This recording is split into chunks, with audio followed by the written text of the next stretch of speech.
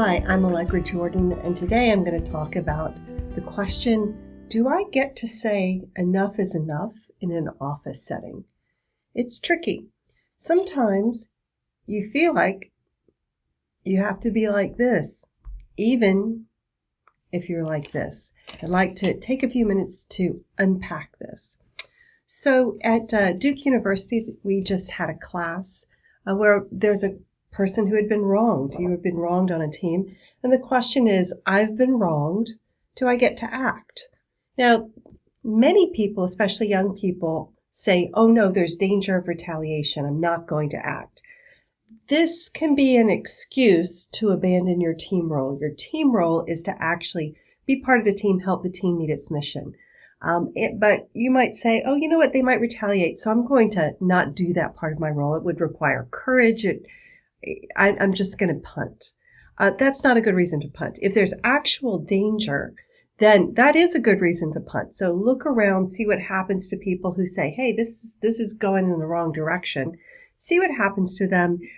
There is a cost of inaction. It will probably happen again if you don't say something. And think about your escape plan. You could just escape from yourself, say, I'm just going to make myself as small as possible, or you could actually find a new job. However, if you do have it in you to say enough is enough, you can have a respectful discussion about standards. And this is really hope in action. But I start this because it's really hard for some people to say enough. And why is that? So here's our PowerPoint on can I say enough? First of all, are feelings even useful? You may have been brought up in an environment where feelings were not.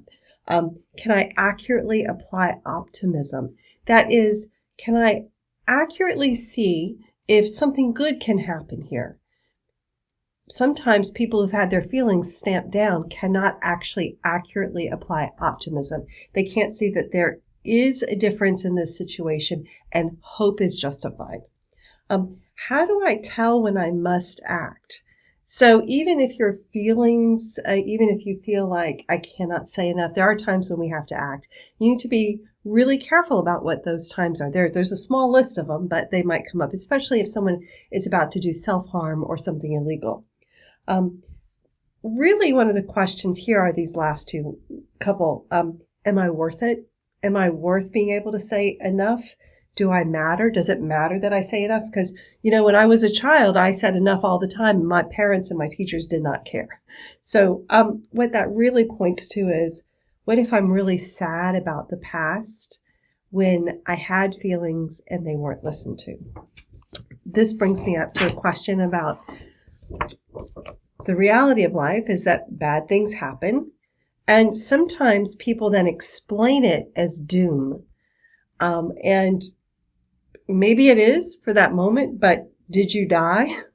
If it's not doom, maybe you can learn and grow and one day flourish. Maybe not today. Maybe you'll have to do a lot of different things, but you can. And not just bad things happen. Bad things are painful, but also good things happen. And when good things happen, that's not the end of the story. Magical thinking would be like, oh, from here on out, it's going to be great. Nope. But you can learn and grow and flourish also from the good things. Now, when we have a feeling, sometimes our need is not met, especially as a child, and then we start explaining that away as this feeling is useless, so I'm going to ignore the signal. That is completely understandable. Yes, sometimes feelings are useless and we have to ignore them or we have to redirect ourselves, but ignoring the signal is a choice. There are other tools than just to ignore a very valuable signal. Other times when we have a feeling our need is met, it's wonderful. We are validated, mirrored, given helpful advice, and we learn to work with the signal. Even if your need is not met as an adult, you can still work with the signal of, hey, I am now experiencing a need. Before I've ignored that need, but now I'm going to work with that. In a case where you're at work and something bad happens and you really do have to say, enough, I'm not going to be treated that way. Here's a healthy way to think about this. You have strength and that strength's been opposed. You haven't gotten what you needed to do certain things. And the result has led you to say, enough is enough. I need to make some change. That's healthy aggression.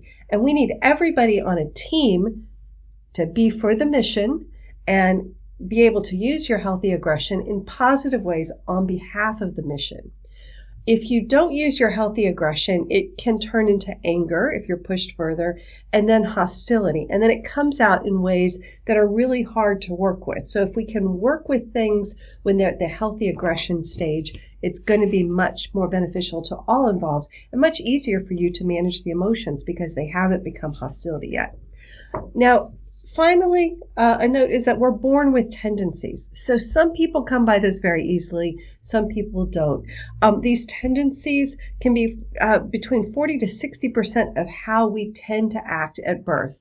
It's something that we're given, just like we're given our looks, our race, our gender. We're given these tendencies. It doesn't mean that's a jail that's going to keep us from changing, but we have tendencies such as, do we approach or withdraw from a problem? That's introversion.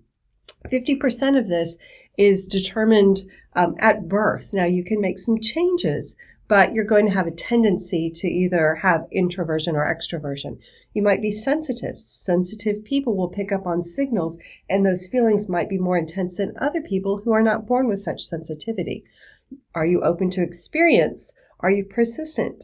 How do you take your gifts and flourish? We all have a different set of gifts, and what we want to do is, when we're on a team, use them on behalf of the mission to both help ourselves, our team, and our greater community flourish. And that's what we want for you, to be able to work with emotions, be able to know when to say enough is enough, and to know that feelings, even though maybe once dampened, are still useful. And getting in touch with them, and maybe even healing some of that past sadness, can help you become a better leader on your team and for your community. We wish you well.